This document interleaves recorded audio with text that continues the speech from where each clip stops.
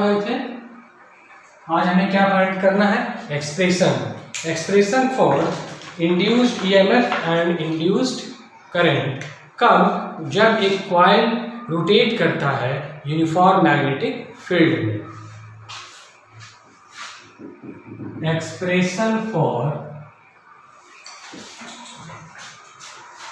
Induced EMF and induced current when a coil is rotating in uniform magnetic field। यही topic है।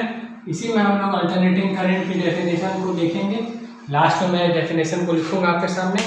सबसे पहले figure से start करते हैं, देखते हैं फिगर में क्या है। फिगर में हम लोग सबसे पहले देखेंगे किस तरह से एक कॉइल यूनिफॉर्म मैग्नेटिक फील्ड में रोटेट कर रहा है। तो ये इस तरह का कुछ कॉइल यूनिफॉर्म मैग्नेटिक फील्ड है। दो मैग्नेट है, दो पोल है। ये साउथ पोल हो गया, ये नॉर्थ पोल हो गया। एक कॉइल इस तरह का जो है ये रोटेट कर रहा है, यानी ये अपने एक्सिस पर घूम रहा है। तो ये इस तरह से होगा। कुछ देर बाद पोजीशन चेंज होगी इसकी। एक पोजीशन हम लोग और ऐसे ले लेते हैं। यहाँ मैग्नेटिक फील्ड जो होगा डायरेक्शन उसका इधर होगा, नॉर्थ से साउथ की ओर मैग्नेटिक फील्ड लाइंस की डायरेक्शन होती है, और उधर ही हम लोग मैग्नेटिक फील्ड का भी डायरेक्शन लेते हैं। ठीक है। इस कॉइल की जो एंगुलर वेलोसिटी ओमेगा। अब इसके बारे में जो है उसको लिख देना है कि हम लोगों ने क्या देखा है, क्या इसमें हो रहा है। चलिए इसको लिखते हैं हम लोग। Let us consider a coil is rotating in uniform magnetic field as shown in the figure given above, as shown in the figure given above। Figure में ऐसा दिखाया गया है। अब इसमें क्या क्या है उसके टर्म्स के बारे में लिखेंगे कि जैसे बी से क्या है, ओमेगा क्या है, थीटा क्या है, फाई क्या है, ये सब हम लोग लिखेंगे। जब एक कॉइल मैग्नेटिक फील्ड में रोटेट करता है तो मैग्नेटिक फील्ड का मैग्नीट्यूड घटता बढ़ता है। फील्ड का मैग्नीट्यूड घटे बढ़ेगा तो इससे जुड़ा हुआ जो फ्लक्स है वो भी चेंज करेगा, और जब फ्लक्स चेंज करता है तो आप पढ़ चुके हैं ईएमएफ इंड्यूस होता है। तो वही हम लोग ईएमएफ कितना इंड्यूस होता है वही देखने जा रहे हैं। हेयर यहाँ पर क्या क्या है, ठीक है। बी से क्या डिनोट किया गया है? Uniform magnetic field. ठीक है, यूनिफॉर्म मैग्नेटिक फील्ड। और अगर कॉइल में नंबर ऑफ टर्न्स हो n, तो उसको हम n से डिनोट कर सकते हैं। n number of turns of the coil. a से उस कॉइल का एरिया हो जाएगा, एरिया ऑफ द कॉइल। ये किस चीज का सिंबल है? आप बहुत बार पढ़ चुके हैं, फाई। इससे हम लोग क्या डिनोट करते हैं? मैग्नेटिक फ्लक्स को डिनोट करते हैं। Magnetic flux linked with the coil. ठीक है। और एक और देख रहे हैं फिगर में आप, ये W नहीं है, ये ओमेगा है। ओमेगा क्या है? Angular displacement.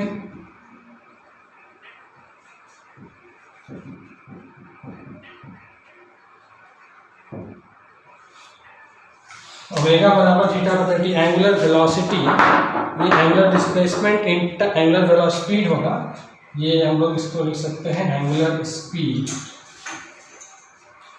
Theta angular displacement, angular displacement. ये यहाँ पर जो एक एंगल बन रहा है ये एंगल हो जाएगा थीटा, एंगुलर डिस्प्लेसमेंट। ठीक है। तो अब इस कॉइल से जो ईएमएफ इंड्यूस होगा उसको भी कंसीडर कर लेते हैं। ई से induced EMF in the coil. हम लोगों को पता है, हम लोग जानते हैं V नो, फ्लक्स का फॉर्मूला फाई बराबर B डॉट A होता है। डॉट हटेगा तो आपको पता है कि डॉट हटने से cos थीटा इंड्यूस होता है। यहाँ पे लिख सकते हैं हम लोग phi equal to BA cos theta. और अगर कॉइल में n टर्न्स हो तो हम लोग क्या लिखेंगे, ऑल्सो फाई बराबर NBA cos थीटा। चूंकि थीटा इक्वल टू, थीटा जो एक एंगल है आपको पता है, ये एंगुलर स्पीड बराबर angular displacement by time. So theta बराबर ओमेगा टी लिखा जा सकता है। अब इस थीटा की वैल्यू हम लोग यहाँ पर पुट कर सकते हैं, तो हम लोग लिख सकते हैं फाई बराबर NBA cos ओमेगा टी। अब ये हमें इंड्यूस्ड ईएमएफ निकालना है, तो इंड्यूस्ड ईएमएफ का फॉर्मूला होता है E equal to D phi by D T. तो हम लोग क्या करेंगे, इसको डिफ्रेंशिएट कर देंगे। ऑल्सो E बराबर D phi by D T. Minus sine होता है, फैराडे ने बताया था माइनस साइन है, ठीक है। E equal to minus D phi by D T, differentiate कर देंगे। फाई की वैल्यू ऊपर दी हुई है, उसको चलिए पुट करते हैं। Minus D N B A cos omega T by D T, constant term बाहर आ जाएंगे, N B A D cos omega T by D T.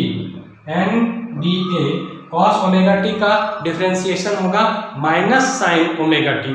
Omega coefficient है तो मल्टीप्लाई के रूप में बाहर आ जाएगा ओमेगा, और यहाँ पर आ जाएगा साइन या माइनस ओमेगा टी। अब देखिए ये माइनस प्लस हो जाएगा, तो हम लोग लिख सकते हैं N B A omega sine omega T. ये हमारी E की वैल्यू निकल गई। N number of turns, B uniform magnetic field, A area of the coil, omega angular speed, angular velocity, sine के टर्म में आ रहा है क्योंकि कॉस का डिफरेंशिएशन माइनस साइन होता है, और ये ओमेगा टी, टी तो देख रहे हैं टाइम। अब हम लोग क्या करेंगे, एक को मान लेते हैं इक्वेशन 1 यहाँ तक। अब इसके बाद हम लोग आगे बढ़ते हैं। नेक्स्ट हम उधर मैं बोर्ड में मिटा कर लिखता हूँ, तब तक इधर रफ करता हूँ, ठीक है, ओके।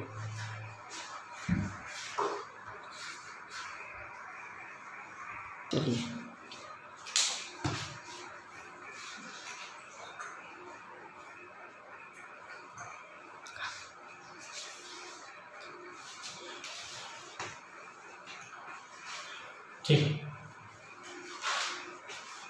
ठीक है।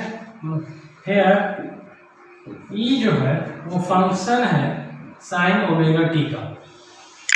साइन का वैल्यू चेंज होते जाएगा, E का वैल्यू भी चेंज होते जाएगा। अगर साइन का value if sign omega T बराबर मैक्सिमम हम लोग लें तो मैक्सिमम वैल्यू होती है 1। तो अगर एक तरफ मैक्सिमम होगा तो E का वैल्यू भी हम लोग लिखेंगे मैक्सिमम, और इसको हम लोग लिख सकते हैं E नॉट। इससे हम लोग डिनोट करते हैं नॉट से मैक्सिमम वैल्यू को, यानी maximum induced EMF. E not का मतलब हो गया मैक्सिमम इंड्यूस्ड ईएमएफ, ठीक है। अब हम लोग इसको पुट करेंगे इक्वेशन 1 में, मान लेते हैं। इसलिए ई नॉट बराबर एन बी ए जो था हमारा N B A omega sine omega T, ये हमारा निकल गया ई नॉट का वैल्यू, ठीक है। तो अब हम उसको इक्वेशन 2 मान लेंगे। फ्रॉम इक्वेशन 1 एंड 2 ई बराबर मैक्सिमम वैल्यू हो गया ई नॉट का। तो जो इक्वेशन 1 हमारा पहले आया था उसको जब हम लोग पुट करेंगे तो हम लोग फाइंड करेंगे ई बराबर ई नॉट साइन ओमेगा टी। ये जो इक्वेशन आया इसको मान लेते हैं इक्वेशन ए। ये जो है इंड्यूस्ड ईएमएफ का इक्वेशन आ रहा है। मैक्सिमम वैल्यू हो गया ई नॉट, साइन के फंक्शन में ओमेगा एंगुलर डिस्प्लेसमेंट, ये सॉरी एंगुलर स्पीड, और टी तो आप जान रहे हैं ये है टी टाइम पीरियड, ठीक है।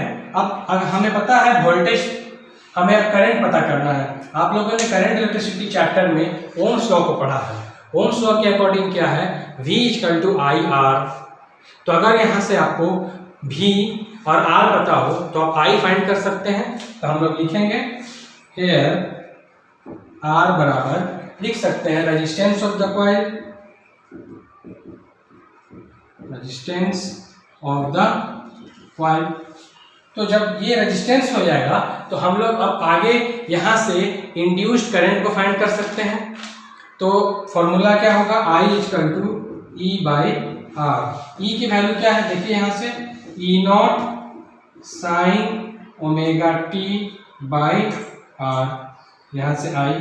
अब ई नॉट बटा आर, ये अगर इसकी वैल्यू हम लोग आई नॉट मान लें तो यहाँ पर हम लोग क्या लिखेंगे, इफ ई नॉट बटा आर बराबर I not, so I equal to I not sine omega T. ये इक्वेशन बी हो गया। तो दो इक्वेशन हमारे सामने आ गए, E equal to E not sine omega T equation A, और दूसरा I equal to I not sine omega T. यही दोनों बेसिक इक्वेशंस हैं पूरे अल्टरनेटिंग करंट चैप्टर में। इन दोनों का बहुत ज़्यादा यूज होगा, हर जगह हम लोग इसी को देखेंगे। तो आप ध्यान से समझ लीजिए, ये दोनों बेसिक इक्वेशंस, एक वोल्टेज का एक करंट का। तो हम लोग इसको लिख सकते हैं, equation A and B represents equation of induced EMF and current in a coil which is rotating, कहाँ पर, in यूनिफॉर्म मैग्नेटिक फील्ड। कहाँ वो रोटेट कर रहा है, यूनिफॉर्म मैग्नेटिक फील्ड में। अब हम लोग एक ग्राफ को प्लॉट कर सकते हैं E और I के बीच में, ठीक है।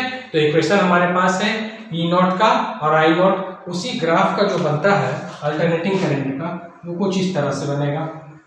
कल भी मैंने आपको थोड़ा इंट्रोडक्शन के रूप में समझाया था, एक ऐसा करंट जिसका मैग्नीट्यूड टाइम के अकॉर्डिंग चेंज होता है और उसका डायरेक्शन पीरियोडिकली रिवर्स होता है। वो डायरेक्शन हमेशा अपना चेंज करता है, एक बार पॉजिटिव हाफ में, एक बार नेगेटिव हाफ में। ये जीरो है, इधर करंट का मैग्नीट्यूड बढ़ रहा है I, और इधर आपका टाइम है T, ठीक है। अब हम लोग यहाँ से इसे लाइन खींचेंगे तो ये हो जाएगा पाई बाई 2, ये पाई हो जाएगा, ये हो जाएगा 3 पाई बाई 2, ये हो जाएगा 2 पाई। पाई बाई 2 पाई, फिर आ जाएगा 3 पाई बाई 2, फिर हो जाएगा 2 पाई। इस तरह से ये क्रम आगे बढ़ते चलेगा। अब देखिए यहाँ पर इसी से हम लोग कुछ बेसिक जो टर्म्स हैं उसके बारे में जानकारी प्राप्त कर सकते हैं। एक होता है एम्पलीट्यूड। तो अल्टरनेटिंग करंट के द्वारा किसी भी डायरेक्शन में, या तो पॉजिटिव या तो नेगेटिव में, जो मैक्सिमम वैल्यू अटेंड किया जाता है उसको हम लोग डिनोट करते हैं I नॉट, और उसी को बोला जाता है एम्पलीट्यूड, ठीक है। इसको मैं अभी आगे लिखूंगा। तो अब अल्टरनेटिंग करंट की डेफिनेशन को फाइनली लिखेंगे हम लास्ट में। Alternating current is that current which changes its magnitude, जो अपने मैग्नीट्यूड को चेंज करता है, किसके साथ, टाइम के साथ, with time, and direction reverses periodically, एक पीरियड में ऊपर पॉजिटिव में, एक पीरियड में नीचे नेगेटिव में। अल्टरनेटिंग करंट एक ऐसा करंट है जो अपना मैग्नीट्यूड को चेंज करता है टाइम के साथ और अपना डायरेक्शन को पीरियोडिकली रिवर्स करता है, यानी बदलते रहता है। उस तरह के करंट को बोला जाता है अल्टरनेटिंग करंट। अब देखिए यहाँ से लेकर ये जो पूरा कंप्लीट एक साइकिल होगा तो वो हो जाएगा 0 से लेकर पाई तक। 0 से लेकर यहाँ पर 0 से पाई बाई 2, ये पाई, 3 पाई बाई 2, यहाँ पर 2 पाई होगा, 3 पाई बाई 2, और यहाँ पर हो जाएगा 2 पाई। 90 फिर 90 जोड़ेंगे तो आ जाएगा 180, फिर उसमें 90 जोड़ेंगे तो 3 पाई बाई 2 हो जाएगा, 3 पाई बाई 2, और फिर उसमें 90 जोड़ेंगे तो हो जाएगा वो 2 पाई। इस तरह से ये आएगा। तो ये जो कंप्लीट एक साइकिल है, यहाँ से जब शुरू हुआ और ये कंप्लीट यहाँ तक आ गया तो पूरा फुल साइकिल उसको बोलते हैं हम लोग। यहाँ से शुरू होकर यहाँ तक समाप्त होगा। यहाँ तक अगर लेंगे तो ये आधा साइकिल होगा, हाफ साइकिल। यहाँ से यहाँ तक एक चक्कर पूरा करने में जो टाइम लग रहा है वो कहलाएगा टाइम पीरियड। उसको डिनोट करेंगे कैपिटल T से हम लोग। अब इसी बेसिक टर्म्स के बारे में मैं अभी लिखने जा रहा हूँ डेफिनेशंस। आशा है आपको ये वाला समझ में आ गया होगा। अब हम लोग नेक्स्ट डेफिनेशंस को लिखेंगे, तब तक मैं उधर ड्रॉप करता हूँ, ठीक है।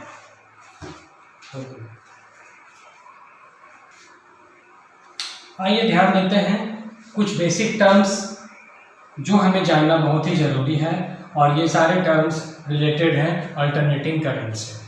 सबसे पहला मैंने आपको थोड़ी देर पहले अभी बताया था, amplitude, the maximum value attend bye AC in either direction.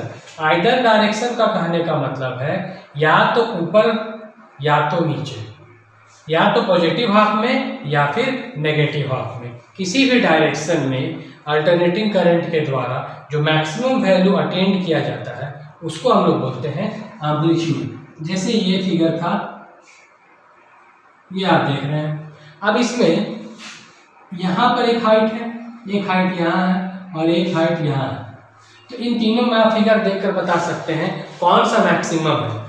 तो आप बिल्कुल आसानी से देख रहे हैं, ये तो मैक्सिमम नहीं है, ये भी नहीं है, ये भी नहीं है। इसका मतलब ये जो डिस्टेंस है इसी को बोला जाएगा एम्पलीट्यूड ऑफ AC। ये तो पॉजिटिव हाफ की बात हो गई। अगर हम लोग इसको नेगेटिव हाफ में लेंगे तो वही सेम होगा। यहाँ लेंगे एक डिस्टेंस, एक दूसरा छोटा सा यहाँ, और ये जो बीच का मैक्सिमम डिस्टेंस है इसी को बोला जाता है एम्पलीट्यूड। और इसको हम डिनोट करते हैं I0। ये नॉट लग गया, इसका मतलब मैक्सिमम वैल्यू को ये डिनोट कर रहा है कि करंट की मैक्सिमम वैल्यू क्या है। सेकेंड टॉपिक, सेकेंड टर्म है time period. The time taken by AC to complete one cycle. यहाँ 0 से शुरू होकर ये आधा हुआ और फिर यहाँ पर पहुँच गया 0 पर, तो इसको हम लोग बोलते हैं वन कंप्लीट साइकिल। और इसको कवर करने में AC को जितना टाइम लग रहा है, उस करंट को जाने में जितना टाइम लगता है उसी को बोला जाता है टाइम पीरियड। इसको हम लोग डिनोट करते हैं कैपिटल T से, ठीक है। और यहाँ डेफिनेशन के आधार पर फॉर्मूला लिखा हुआ है। जैसे आप लोग जानते हैं कि सिंपल अगर बोला जाए वेलोसिटी का formula distance by time, d/t या s/t लिखते हैं। Velocity equal to distance by time. तो अगर हमको टाइम लिखना हो तो टाइम बराबर क्या लिखेंगे, डिस्टेंस अपॉन वेलोसिटी। बस क्रॉस मल्टीप्लिकेशन किया गया। यही चीज हम लोगों ने यहाँ पर किया है। देखिए टाइम पीरियड ये t है, डिस्टेंस यानी एंगुलर डिस्प्लेसमेंट, कितना AC को यहाँ से यहाँ तक जाने में कितना डिस्प्लेसमेंट, कितना दूरी कवर करना पड़ा, वो हो गया 2 पाई। और जो वेलोसिटी है एंगुलर वेलोसिटी ओमेगा। वेलोसिटी दो तरह की होती है, एक लीनियर वेलोसिटी और दूसरी एंगुलर वेलोसिटी। जब कोई पार्टिकल या बॉडी स्ट्रेट लाइन मोशन करता है तो उसकी वेलोसिटी को लीनियर वेलोसिटी बोलते हैं, और जब पार्टिकल्स का जो मोशन सर्कुलर हो रहा है, रोटेशनल हो रहा है, तो वहाँ पर हम लोग एंगुलर यूज करते हैं। तो यहाँ पर आप देख रहे हैं कॉइल रोटेट कर रहा है, तो वहाँ पर उसकी वेलोसिटी लीनियर वेलोसिटी ना होकर एंगुलर वेलोसिटी होगी। इसको डिनोट करते हैं हम लोग ओमेगा। ये W नहीं है, मैं आपको यहाँ पर साइड में लिख दे रहा हूँ ताकि आपको याद रहे, ओमेगा। ये W नहीं है, W for work done, but omega से हम लोग क्या डिनोट करते हैं, एंगुलर वेलोसिटी। लास्ट टर्म है फ्रीक्वेंसी। फ्रीक्वेंसी क्या है, number of cycles completed per second by AC। एक सेकेंड में AC कितनी बार कितना साइकिल कंप्लीट करता है। 10 साइकिल, 20 साइकिल, साइकिल समझ रहे हैं आप लोग, एक कंप्लीट रोटेशन 1 सेकेंड में, 1 सेकेंड बहुत ही छोटा समय होता है, उस छोटे से समय में अल्टरनेटिंग करंट के द्वारा कितना साइकिल कंप्लीट किया जाता है उसको बोलेंगे उस अल्टरनेटिंग करंट की फ्रीक्वेंसी। ठीक है, वही बात यहाँ लिखी हुई है। The number of cycles completed per second by AC is called its frequency. It is denoted by, denote करने का सिंबल क्या है वो जरा ध्यान से समझ लीजिए, अलग अलग जगह पर अलग अलग यूज होता है एक ही n, ये है न्यू, एक होता है म्यू, म्यू आप लोग पढ़े होंगे इस तरह से लिखते हैं, और ये है न्यू, इसको हम लोग ऐसे लिखते हैं थोड़ा सा कर्व करके, ये भी जैसा भी नहीं है, और यहाँ हम उसको डिनोट करेंगे सिंपली f से, फ्रीक्वेंसी का पहला लेटर। तो न्यू इक्वल टू 1/t, ये फ्रीक्वेंसी टाइम पीरियड का रेसिप्रोकल होता है, तो फ्रीक्वेंसी लिख सकते हैं 1/t, t की वैल्यू यहाँ पर दी हुई है तो 1/2 π/ω, तो हम लोग अब इसको अगर लिखना चाहें सीधा करके तो लिख सकते हैं फ्रीक्वेंसी इक्वल टू ω/, हम लोग लिख सकते हैं न्यू इक्वल टू 1/2 π/ω, तो इसको ऊपर भेजेंगे तो ये चला जाएगा ω/2π, यानी न्यू इक्वल टू ω/2π। इसमें सबसे इंपॉर्टेंट जो है ये आप याद रखेंगे, बहुत जगह आगे एक्सप्रेशन में हम लोग यूज करने वाले हैं t इक्वल टू 2π/ω या ω इक्वल टू 2π/t, ऐसे भी लिख सकते हैं क्रॉस मल्टीप्लाई करके। देखिए t इक्वल टू 2π/ω, और इसी को हम लोग आगे लिख सकते हैं और यहाँ पर करके ω इक्वल टू 2π/t। ये बहुत ही इंपॉर्टेंट है, ये अभी आगे आने वाले एक्सप्रेशंस में बहुत बार यूज होने वाला है, तो आप इसको अपने मन में बिल्कुल अच्छे से बैठा लें, ठीक से समझ लें, क्योंकि आगे ये बार बार यूज होगा। अब हमारे घर में आपको पता है, कल मैंने बताया था 2 तरह के करंट का बेसिकली 2 टाइप है, एक डायरेक्ट करंट और एक अल्टरनेटिंग करंट। डायरेक्ट करंट का सोर्स होता है बैटरी सेल, और अल्टरनेटिंग करंट का सोर्स है यही जो अभी हम लोग पहले देख रहे थे एक्सप्रेशन, एक कॉइल जो यूनिफॉर्म मैग्नेटिक फील्ड में रोटेट करता है, और हम लोग उसको बोल सकते हैं AC जनरेटर, जो हमारे इस चैप्टर का सबसे लास्ट टॉपिक है। हम लोग उसको सबसे अंतिम में देखेंगे, वो एक लॉन्ग क्वेश्चन के रूप में पूछा जाता है। AC जनरेटर, नाम से ही पता चल रहा है कि ऐसा डिवाइस जो AC अल्टरनेटिंग करंट को जनरेट करे। तो हमारे घर में जो सप्लाई होती है, करंट आ रही है, वो करंट कौन सी करंट है? अल्टरनेटिंग करंट है। तो अल्टरनेटिंग करंट है तो कुछ उसकी फ्रीक्वेंसी होगी, फ्रीक्वेंसी कितनी है? वही फ्रीक्वेंसी यहाँ पर मैंने लिखा है, the AC supply to our home has a frequency of 50 CPS। 50 CPS, इसका मतलब समझ लें ध्यान से आप लोग, 50 C फॉर साइकिल पर सेकेंड, यानी 50 साइकिल पर सेकेंड, और इसको हम लोग बोलते हैं 50 हर्ट्ज। ये एक ऐसा फैक्ट मैंने बताया जिससे रिलेटेड ऑब्जेक्टिव क्वेश्चंस बहुत बार पूछे जाते हैं एग्जामिनेशन में, कि हमारे घर में जो अल्टरनेटिंग करंट सप्लाई होती है उसकी फ्रीक्वेंसी कितनी होती है। अलग अलग कंट्रीज़ में अल्टरनेटिंग करंट की फ्रीक्वेंसी अलग अलग है। एग्जाम्पल के तौर पर मैं बताता हूँ, हमारे देश इंडिया में जो अल्टरनेटिंग करंट सप्लाई होती है उसकी फ्रीक्वेंसी 50 हर्ट्ज है, 50 हर्ट्ज। अमेरिका में यही है 60 हर्ट्ज, वो वहाँ पर थोड़ा ज़्यादा है। मीन वैल्यू और एवरेज वैल्यू, कल इसके बारे में मैंने थोड़ा समझाया था। हम लोग आगे कल आने वाले लेक्चर में, आज लेक्चर नंबर 2 था, कल हम लोग जो पढ़ेंगे वो लेक्चर नंबर 3। आज का लेक्चर है लेक्चर नंबर 2, तो आज हम लोग यहीं तक कंप्लीट करेंगे। मीन वैल्यू और एवरेज वैल्यू जो होता है AC का एक कंप्लीट साइकिल में, वो 0 होता है। ठीक है, अब नेक्स्ट लेक्चर में हम लोग इसी के डेरिवेशंस और रिलेशंस के बारे में पढ़ेंगे। तो आज आप लोग इस लेक्चर को फिर से एक बार शुरू से देखिए, ध्यान से, कंसंट्रेशन से, और अपने नोट्स से मैच कीजिए, समझने की कोशिश कीजिए। जहाँ दिक्कत हो कमेंट बॉक्स में आप अपने क्वेश्चंस को भेज सकते हैं, मैं उसका वेलकम करता हूँ, आपको मैं उसका सॉल्यूशंस भेजूँगा। आशा है आप सभी अपने पढ़ाई को कंटिन्यू करेंगे, घर में रहिए, सुरक्षित रहिए। Thank you very much for watching this video.